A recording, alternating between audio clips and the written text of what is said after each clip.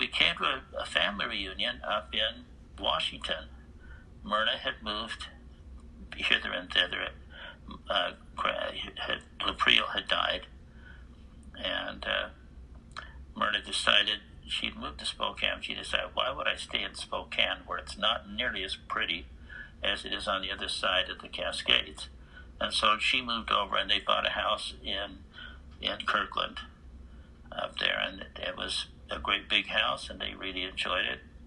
And we came to a family reunion up there, and it was a wonderful occasion, and all the family was there, and they got Elizabeth and I to promise that when we went back home, we would fast and pray and ask the Lord if it wasn't the Lord's will that we should come up there as well. And they didn't let us loose till we finally said, okay, all right, we will do it. I said, yep, it's a promise, we'll do it. So when we got through, it was a fun reunion. We went home, and the next fast Sunday, I said, well, I guess this is it. So Elizabeth and I, as we were fasting, we went into the family room there and knelt down by the couch together, and we said a prayer. And I looked at Elizabeth and I said, oh dear. I said, well, she said, yeah, I guess we're moving. Now, you can't take a real estate business with you. No. It's totally local. Everything about it's local. There was nothing else, but we knew we had to go. And so we started making preparations. I came up with Elizabeth. We'd drive up and take classes. I took it with John L. Scott up here.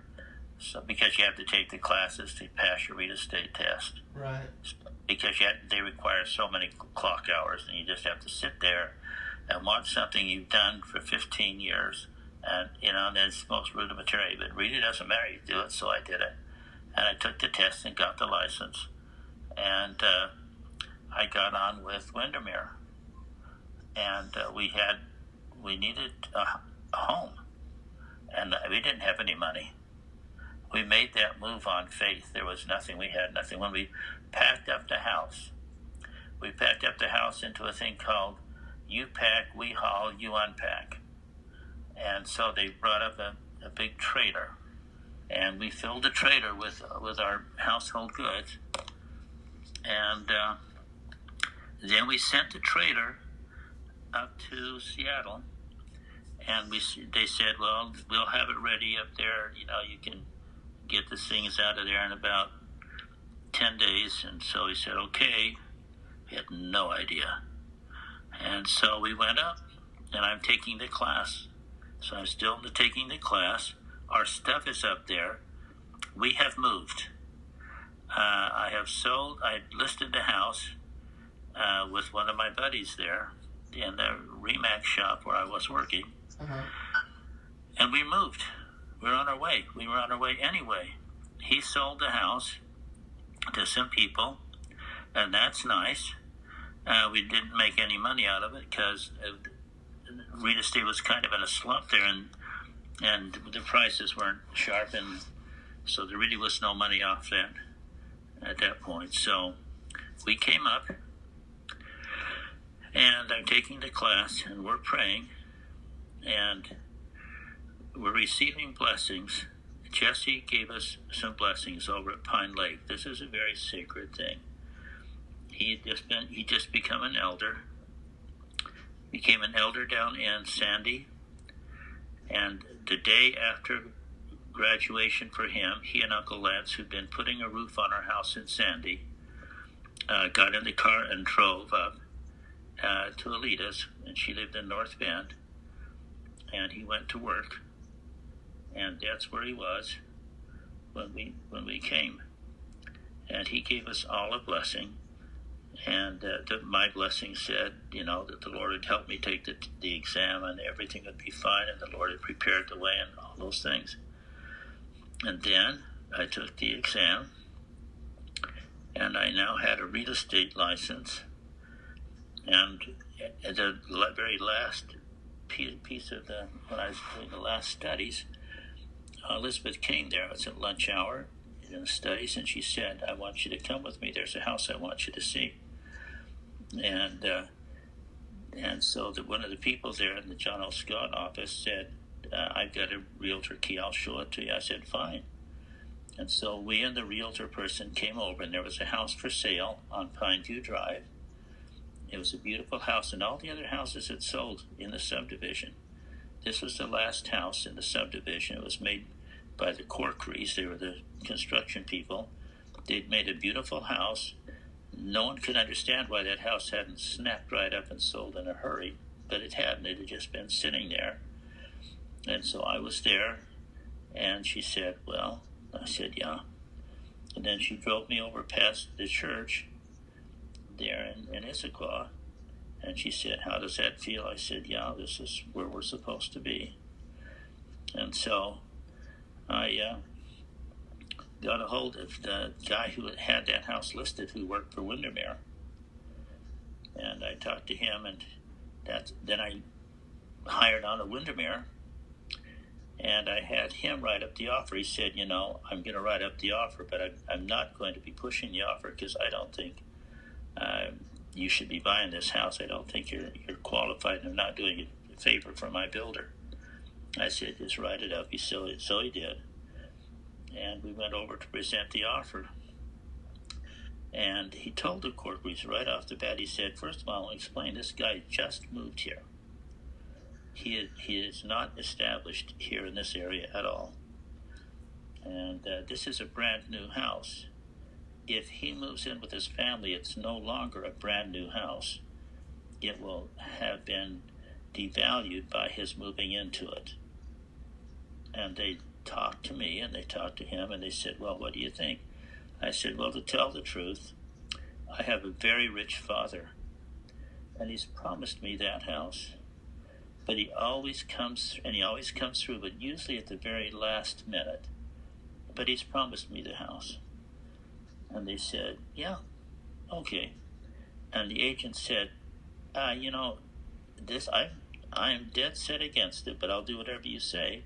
They said, yeah, we'll just accept it. He said, I said, it'll take a little while to get it together.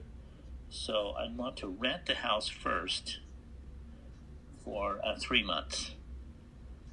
And then we'll close it. He said, okay, so they wrote it up. And so we moved in on the second day of September. And all the Rasmussens came up to help us move it in, which bothered the neighbors a whole lot because the Rasmussens looked and felt and sounded like the Rasmussens, which is an exuberant group of people. So being exuberant and being just like they are, there we moved all the stuff into the house with a great deal of vim and vigor and a big party. So, Grandad, you were talking about Heavenly Father, right? When you were saying you had a rich father? Oh, of course. Of course it was. Who else is there? Who else is there but he is my father, and he had promised me the house. And so that was exactly what it was. And then we didn't have the money on the end of the 3 months. And so I said, I'm going to need to get an extension. He said, well, our interest is going to be a little bit more. We're going to need, another $1,500 to cover the interest on that. I said, that's fine. And sure enough, the Lord sent me. I didn't know the area. I didn't know anything else, but I knew how to sell real estate. I mean, I've been doing it for 15 years. And I found a little area called Eastgate. And the little houses there looked pretty easy for me. It's kind of what I'd sold. And so I sold a bunch of them. And so we had them coming in. And I used the same methods I used in Utah, and believe it or not, they worked fine.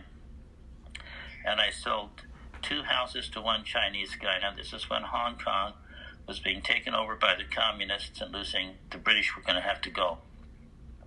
And so the Chinese were getting, those who had money were getting the heck out of there right now. And this guy bought 2 houses from me, and they closed the same day. And we had the proceeds from the closing go for the down payment on the house. And it all happened, and the house closed on April 6th. April 6th. Oh, wow. Yeah, April 6th. 1989. And I needed some more money for the closing costs, and Howard lent me the money he was a waiter, and so he gave me the money to close the house, and I told him I'd pay it back to him when I could, and that was it. So we were in the house. It was now our house, and we were there, and we moved in, and that was it. So kind of exciting. All of this coming. Now, that was just the Lord. The chances of getting that any other way are zip. It wouldn't happen, but it happened for us because the Lord was with us and causing it to occur. All my life, the Lord has fed me and clothed me and cared for me and given me miracles. That's just how it's been. We'd be wanting to go on a vacation to Disneyland with the kids. We would have no money. And the Lord would send a deal, and we would close the deal and get the check at the bank and get in the car, put the money in the bank, and drive to California. And now, that's how it was. The Lord always took care of us. We never had any savings. If we had savings, they would eventually go away. Elizabeth was very good with it. She handled the money. And she would save it, but real estate is sort of a feast and famine thing. So if you're smart, when things are good, you save. And then when it gets down real low, then the Lord sends more. And you're still very careful, and you get down, and then it's again. I think that actually for me, that probably was the best because I was always in a state of absolute prayer. Knowledge that everything I had, the Lord had personally given to me. He had personally made certain that I had enough. And so I always had enough, and it's happened till this instant. Whatever it is, it's the Lord, and it's not just, something I say. It is Him. And He gives me what I need to do what I need to do. And He's always been there, but it's had lots of interesting experiences involved there. But that's it. So that's how we came up the state of Washington, because the Lord wanted us to come up. Now, included in that, down there in Salt Lake, is sort of an extra push after we'd received our revelation, after we'd come up and realized that we needed to move up into the Seattle area. Then at the junior high school where Danny was, there were some really bad kids, and one of them was the son of one of my friends at Mr. Levitt's real estate office. And his son was one of the ringleaders, and they said awful things, and they got the whole school saying a bad word for Danny. Wow. It was going everywhere, and wherever she went, they were doing this. It was just harassment, unbelievable harassment, just real persecution. And I knew we had to move. We had to get Danny away from there. The other thing was that Katie had Cassidy out of wedlock, and the guy that she'd had him with was following the Grateful Dead. He had fixed up a bus so that they could use it for a motorhome, and they followed the Grateful Dead, and that was her condition when she had Cassidy. So now we have a baby and Katie, and she's about to go off with this guy again. And Elizabeth, who was absolutely the most righteous person I've personally known, and probably as great a faith as anyone I ever knew, or greater, said that she would do the thing. She'd give us a call. We do it all the time anyway now. And she'd say, I need prayers. And so everybody would pray. And we all prayed when Katie took off with Cassidy and this guy on another trip. And she was headed to Nevada, and she felt that she had to come back. And she told him, I'm not going with you. We're going back. So he brought her back. And then she was interested in photography. And there's a Seattle Art Institute here in Seattle that had some great art things and stuff. And camera classes and things. So that helped her to decide to come with the family with us up to the Seattle area. Kind of interesting. So she came up, so we then had a house. We had Cassidy. Elizabeth had thought she'd go back to school when we came up here, but she instead, as she often did, sacrificed herself without making it any kind of, there's no martyring here. Right, she wasn't making a big deal. Just as though it was really something she wanted to do, and I knew very well that was not what she wanted to do. But she put on her smile and her jovial nature, and just be really happy about taking care of this baby, so that Katie could work at a nursery close by. And during that time, there were promises given to Katie that there was a husband that she would be able to have that would be wonderful and all that kind of stuff, and she would know it when she met him and all that wonderful things that happened. So there we were, here in Issaquah, which is a fairly well-to-do place, on Cougar Mountain, which is a fairly well-to-do place area, flat broke most of the time. I was in trouble with my mortgage for 8 years. I would get it paid up, and then I couldn't pay it. I had a choice: pay the mortgage or pay for groceries, and groceries always come first. And so we had to pay the groceries, and we would be right up to the edge, and then the Lord would give me some deals, and I'd pay it all up to date and get everything squared away. We'd go on for a while, and thing would drip down again, and back and forth. And that was just part of what the Lord was doing, giving us experiences. We have experiences that the Lord gives us. We have sometimes things that happen, and we learned some things. That's where the first time we became homeless. Yeah, it was flat out homeless. I lost the house, and your folks had built the house where they live now. Mm-hmm. And Emily, during this homeless period, was really crazy, but it was just the way it was. Emily was a newlywed. She just married Travis when we were just before we lost the home, and so they had an apartment in Kirkland, and then Danny was on a mission, serving a mission in Ogden, Utah, when all this is happening. Mm-hmm. I paid my tithing. I'd done everything right. For just some reason, nothing would work. Nothing that I'd had worked. Nothing did.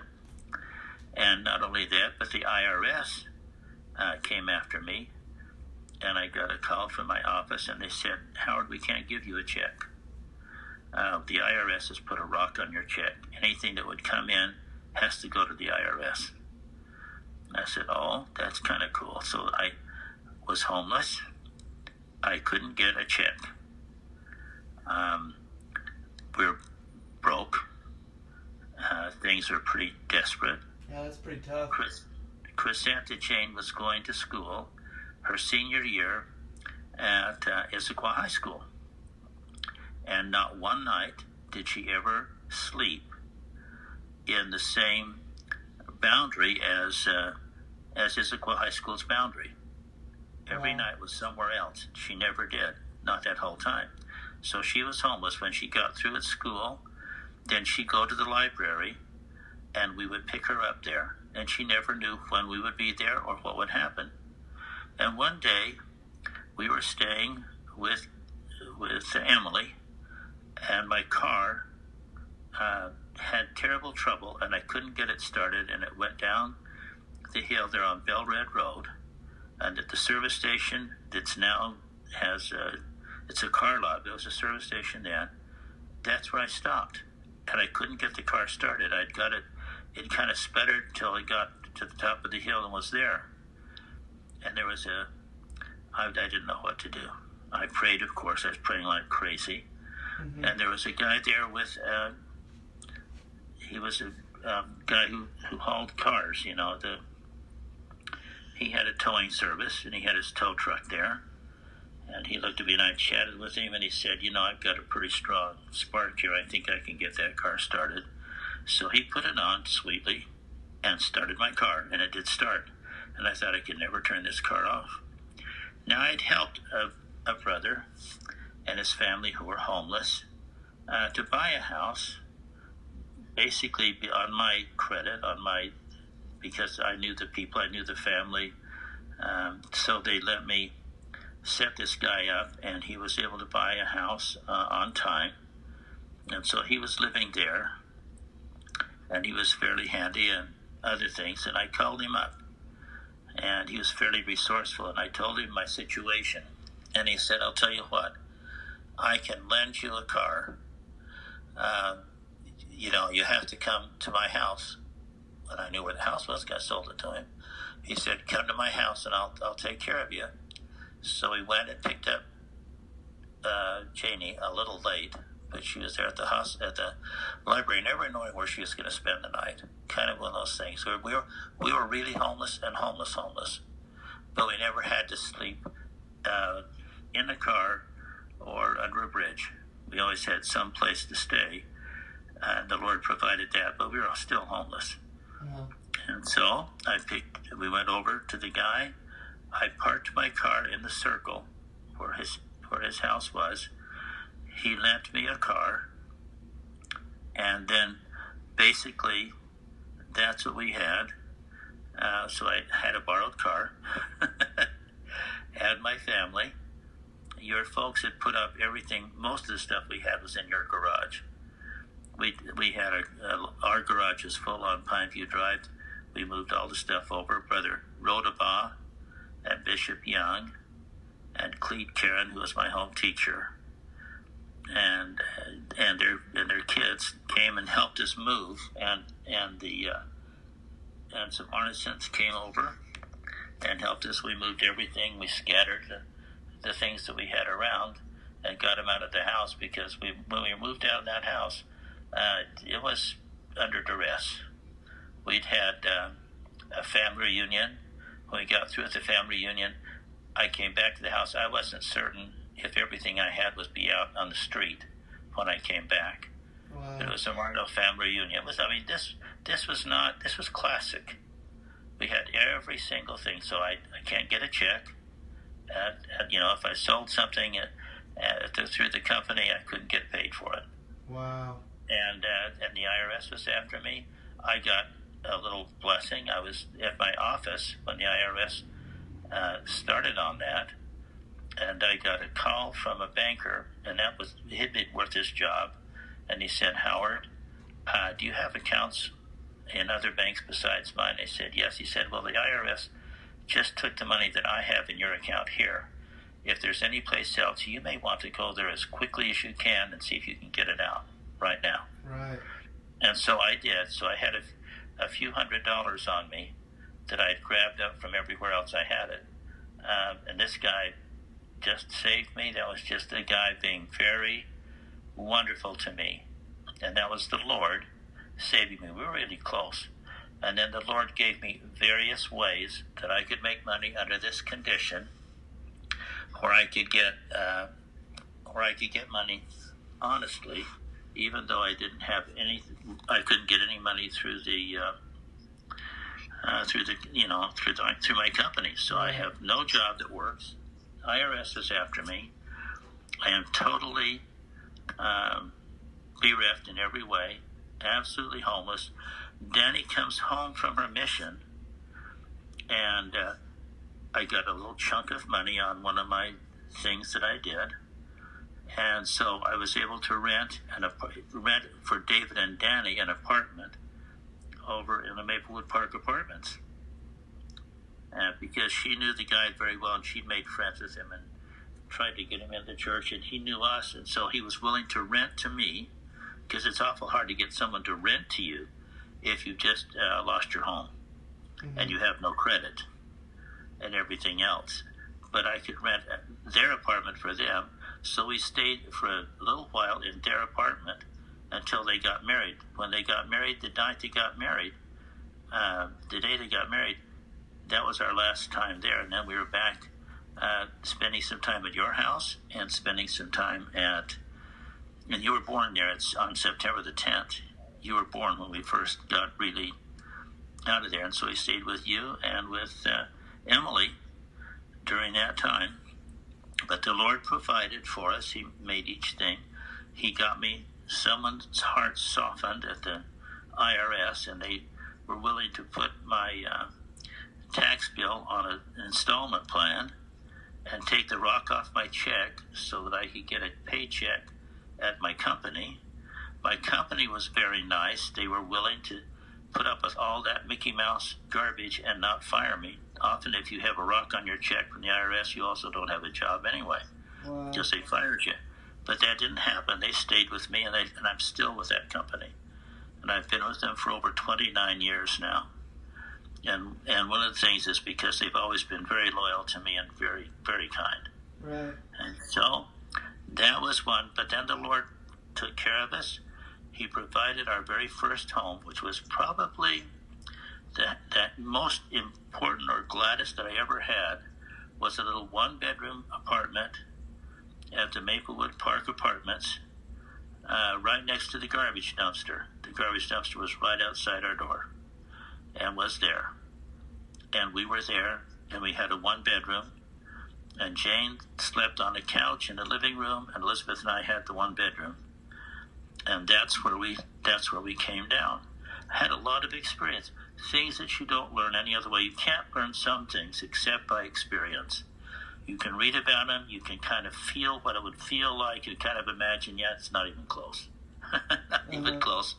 Now, when you're in there, then it's an entirely different thing. When you're in there and it's real, it's extremely real. It's not anything else, except that we kept our tithing. Our tithing was always paid. We always attended all of our church meetings. We always did the things. That very first Sunday after we had been evicted, when we got evicted, I had made a deal with a guy who bought our house at the auction. He said, okay, I'll give you a truck. You can move your stuff in the truck so I don't have to move it. The guys came to get us, to throw us out. His son was there, and his workman, and a deputy sheriff there with a gun on his hip. And I said, I understand why these guys are here. Why are you here? He said, I'm here to make sure you don't get in their way, because they're going to throw your stuff in the street, and they're not going to be nice about it. There'll be a pile of crap in the street, and I'm here to make sure you don't get in the way. Wow. Yeah, that was right there. I mean, he was real clear, not a bit nice. And I said to the guy, he said it was his dad. I said, I had a deal with your dad. I want you to call him. So he called him up, and the guy was on the phone. I said, I'm here, and you said you'd give me a truck to help move, and they're here to take my stuff and throw it on the street.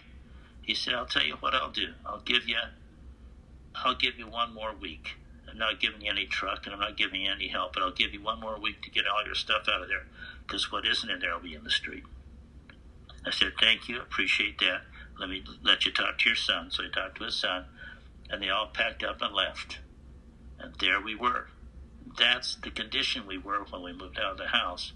And I called up my home teacher and Brother Rodabon, who is absolutely one of my greatest friends and helpers in this life. And they came, and the bishop and my home teacher, and they came over and packed all their stuff up. And the Lord had a way of getting some of the other people that I'd worked with, the Diaz's, came up with some money for me to rent a truck, so I could rent a U-Haul truck to move out. I mean, we were talking about destitute. We were right on the bottom. And the Lord, each step, the Lord was there. He did that a lot. When we moved up here, there would be times there was no way you could see any way of doing it. We would pray, and the Lord would then provide a way, just a sliver, just a crack in the wall. And we would get through the crack, and we'd go on. And it's just one of those things, because whatever it is, that was my life. Yes, it came. Elizabeth was very brave. She was the most fantastic wife anybody ever could have had. She was the best homemaker I ever knew. Mm-hmm. She could do absolutely anything. And she stuck with me through thick and thin. And it was very thick. It was thick. And it was very thin, but it was thin. And she kept her testimony. One thing she said, which is true: we cannot wallow. We cannot, in any way, not be hopeful. We must never murmur, never complain. We just go forward completely with confidence in the Lord and watch Him deliver us. So when he talks in the Book of Mormon about helping people in the city of Helam who'd been harassed by the Lamanites who were there with Amulon and all that stuff, and put all the guards asleep. And Alma and the people, when the guards were asleep, they didn't slip on alcohol like some of the other things. They just went to sleep. That was the Lord. Then He brought them out and saved them, right? And brought them, and they didn't know where the city of Zarahemla was. And when Limhi sent out his 43 men, they had spent a long time searching. They couldn't find it. And Alma got there. It mentions in 12 days. He was 12 days away from wherever the city of Helam was till he got to Zarahemla. And he was directed by the Lord directly to Zarahemla. Those are things that some people just slip by when they read the Book of Mormon. They never do see that. But they've never been in the condition either. So it wasn't huge to them. Well, we were in that condition, and the Lord provided for us each thing so that we were able to go forward. And so we did all the things which the Lord has given us. And He's had all kinds of things for me. And I've had a lot of missionary work. I was called to be the stake mission president, which was kind of neat. Yeah. And I served as stake mission president, and I was relieved by Brother Arneson. You're the grandpa. And he was the last stake mission president before they changed the program. And they didn't have stake mission presidents and stake missions anymore. With stake missionaries, that was a different thing. But anyway, it was exciting. So my life was always very close to the Lord. The Lord saved me as He does now. All the time. He just takes care of me, watches over me. Sometimes we are a little flush, and sometimes we're not at all. And our whole thing is the Lord. Brother President Kimball said that true security is not inexhaustible wealth, but unquenchable faith. Wow. So that, and we lived that. We lived that. I really like that quote. Yeah, and it's very true. And these are things that just hung in there. Right. We chose always the Lord. Sometimes there would not be enough money to pay the tithing and pay our utility bill. Now, I didn't pay my mortgage sometimes, that would by default. I never didn't pay the tithing. The tithing always got paid first. As soon as the money came in, it was paid. No matter how I got the money, whenever it was there, it got paid immediately, as soon as I possibly could. And the Lord has been with me, saving me as we've gone, and sometimes it's been really hairy. What's really wonderful is that Elizabeth, who depended on me to provide for her, always had faith in the Lord, had faith in me. Even when things look really yucky. I mean, you get super yucky. But she did very well. And she was the most wonderful, righteous woman that I ever knew.